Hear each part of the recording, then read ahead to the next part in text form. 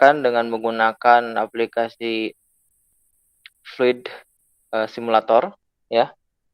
Nah, di Fluid Simulator ini atau nanti kalian bisa juga ya mencobanya, mempraktikannya kalau di smartphone itu pakai aplikasi SimRelay ya. SimRelay itu aplikasinya hampir sama seperti ini, kalian bisa untuk mencobanya. Baik. Misalkan ada rangkaian seperti ini ada sebuah kontaktor ya, kontaktor dia berfungsi untuk mengendalikan ini ya, mengendalikan switch 34 ini. Nah, seperti kalian lihat ketika arus listrik belum mengalir ke coil ini ya, ini switchnya dalam keadaan terbuka, maka arus tidak mengalir ke sini. Oleh karena itu, kontaktor dia atau coilnya tidak berfungsi, hanya berfungsi sebagai konduktor biasa, tidak menghasilkan medan magnet. Nah, ketika seperti ini, maka kondisi switch 34 juga ini masih keadaan open. Nah, kemudian kalau kita jalankan, kita tekan tombolnya, ya. Nah, maka coil akan berubah menjadi atau menghasilkan elektromagnetik ya, yang akan mengontrol switch ini sehingga arus akan mengalir ya. Maka arus akan mengalir dan menyebabkan lampu menyala ya. Jadi si coil ini dia mengontrol ini rangkaian kontrolnya, kemudian ini rangkaian yang dikendalikannya adalah sebuah lampu atau nanti bisa ya di berbagai macam ya, beban itu nanti bisa menjadi lampu atau motor atau apapun bisa kita kendalikan. Nah, seperti itu. Sampai sini jelas? Jelas, Pak. Oke. Kalian ada yang sudah mencoba aplikasi Fluid Simulator? Sudah, Pak. Sudah ya? Sudah. Siap. Oke, berarti bisa ya membuat rangkaian seperti ini, sudah bisa ya? Siap, sudah, Pak. Oke. Baik. Nah, itu adalah rangkaian pengendali ya yang Bapak maksudkan di dalam penjelasan tadi. Kemudian kita lanjutkan lagi materinya.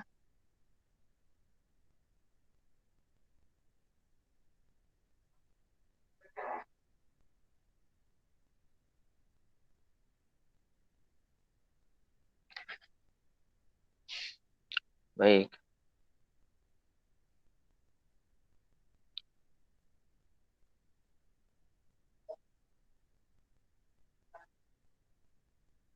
Nah, oke, kemudian setelah kita paham tentang sistem pengendali, ya, kita akan di slide selanjutnya ada istilah wiring diagram, ya, sama rangkaian kelistrikannya. Nah, jadi di dalam kita merancang sebuah rangkaian, ya, untuk rangkaian pengendali, maka ada dua jenis wiring ya, dua jenis pengkabelan. Ada wiring diagram, kemudian ada wiring untuk rangkaian nyatanya. Nah, jadi perlu dipahami. Jadi antara skema dengan kenyataannya ini harus inilah ya yang menjadi tuntutan kita selaku orang listrik untuk bisa memahaminya. Karena tidak semua orang ya yang melihat wiring diagram ini bisa mengaplikasikannya menjadi dalam bentuk rangkaian nyatanya. Nah, ini adalah memerlukan keahlian, memerlukan keterampilan khusus. Nah, tidak semua orang mampu untuk melakukan itu. Nah, kalian ini selaku orang listrik dituntut ya untuk mampu memahami bagaimana dari skema ini ya, dari wiring diagram ini menjadi sebuah rangkaian nyatanya ya. Nah, kita lihat di sini untuk ada dua buah bagian, ada rangkaian kontrolnya, kemudian ada rangkaian powernya. Ya, di sini kita lihat rangkaian powernya, ya, rangkaian powernya terhubung kepada 3 fasa, ya, sumber 3 fasa. Kemudian ini bebannya adalah sebuah motor listrik. Nah, Bagaimana kita bisa mengaplikasikan dari sini ya menjadi bentuk rangkaian seperti ini? Nah, inilah kemampuan yang harus dimiliki oleh kalian. Nah, oke. Kita lihat di sini ya.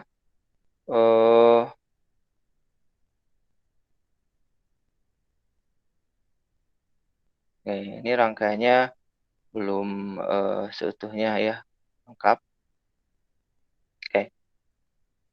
Yang perlu dipahami di sini adalah bahwa di sini adalah untuk mengontrolnya seperti yang tadi Bapak jelaskan, bagaimana sebuah coil atau kontaktor ya, dia bisa mengendalikan dari switch. Di sini switch ada dua jenis nih ya, ada normally close dan ada normally open. Nah, bagaimana ini diatur oleh coil tadi ya, diatur oleh coil tadi.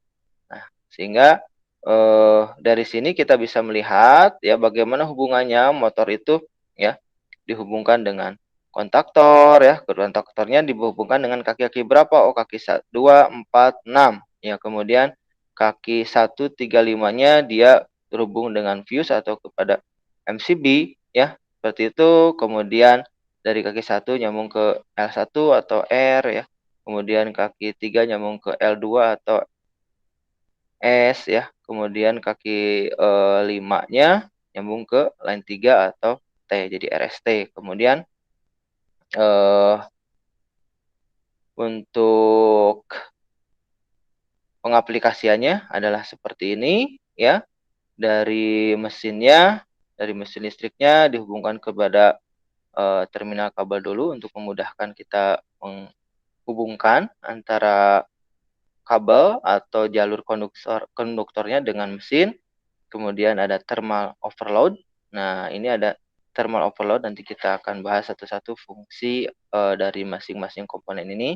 Kemudian ini adalah magnetic kontaktor ya, yang tadi kita sudah singgung sedikit. Lalu ada MCB ya, atau MCB miniatur circuit breaker.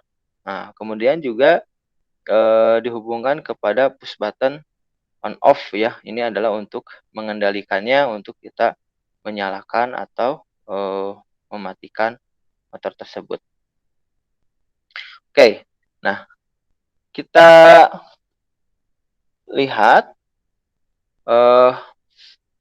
wiring diagram. Nah, diagram rangkaian merupakan suatu gambar atau petunjuk tentang komponen apa yang ada di dalam suatu rangkaian listrik, fungsi dan hubungan antar rangkaian, sehingga diharapkan bila seorang engineer atau teknisi mengerti tentang diagram rangkaian tersebut, maka akan lebih tepat dalam mendesain satu rangkaian ataupun menganalisa gangguan terhadap suatu rangkaian tersebut.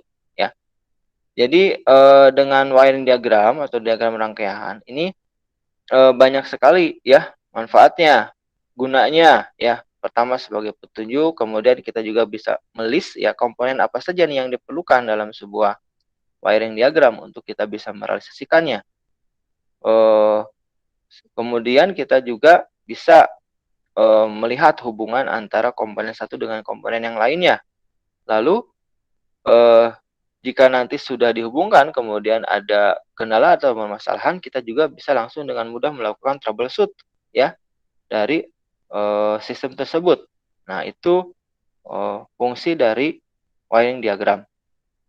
Nah, wiring diagram juga ini menggambarkan hubungan rangkaian secara detail ya, dari mulai simbol rangkaian sampai dengan koneksi rangkaian tersebut.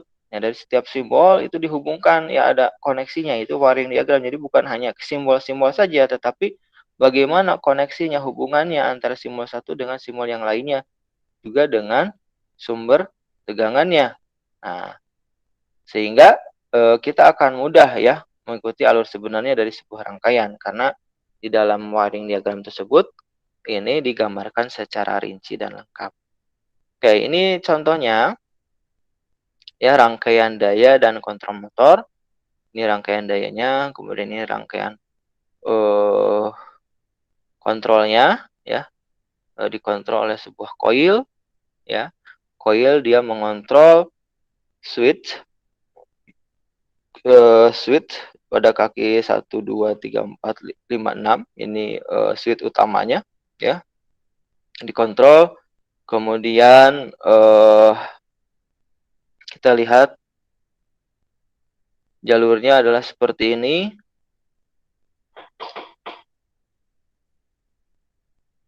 Oke. Baik. Nah, ini adalah contoh wiring diagramnya ya. Jadi dengan kita memiliki sebuah wiring diagram seperti ini, maka kita nanti bisa langsung ya membuat mengaplikasikannya bagaimana mengendalikan motor ini ya menggunakan kontaktor yang ada. Jadi kaki-kaki yang ada pada kontaktor ya A1 nyambung ke jalur pasa ya, ini simbolnya ada jalur netral ya. Pada jalur netralnya, kemudian pada motor ada juga terhubung dengan jalur groundnya ya, groundingnya, kemudian eh, kontaktor juga kaki 21, di sini disebutkan kaki 21 nyambung dengan bagian fuse atau MCB ya. Kemudian switch atau push button nanti bisa kita hubungkan di sini ya. Lalu masing-masing pada kaki 135 ini terhubung juga dengan fuse, kemudian terhubung dengan masing-masing line sumber tegangannya. Nah, jadi dengan adanya wiring diagram ini akan sangat memudahkan bagi kita ya untuk menghubungkan atau membuat sistem pengendalian ini bisa berjalan. Oke. Baik, teman-teman sekalian atau para mahasiswa sekalian, sepertinya supaya tidak tergesa-gesa ya untuk kita persiapan salat Jumat, karena salat Jumat itu jam setengah 12 sudah harus kita standby di masjid. Jadi kita cukupkan dulu ya sampai di sini dulu, nanti kita lanjut lagi jam 13 ya. Jam 1 kita lanjut lagi. Sepakat seperti itu? Pak. Baik ya. Terima kasih atas kebersamaannya. Nanti kita lanjutkan kembali